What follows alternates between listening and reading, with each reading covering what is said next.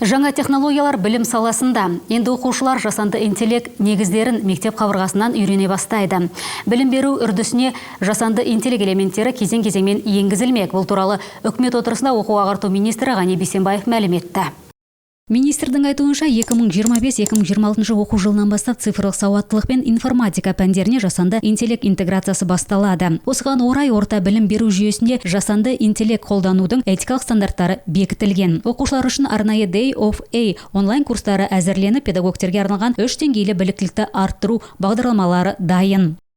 Жаңа оқу жылының ерекшелігі орта білім беру жүйесіне жасанды интеллект енгізілетін болады. Ол үшін цифрлық сауаттылық және информатика пәндеріне жасанды интеллект интеграциялануда этикалық стандарттары бекітілді. 1-11 сынып оқушыларына арналған Day of AI онлайн курстары және педагогтерге арналған курстар әзірленді. Сондай-ақ Ғани Бейсенбаев келешек мектептері жобасы аясында басқарудың жаңа стандарты енгізілгенін атап өтті. Мемлекет басшысының тапсырмасы негізінде бұл модель бойынша 3000-нан астам мұғалім оқудан өткен. Жаңа басқару жүйесі 2025 жылдың қыркүйегінен бастап іске қосылады.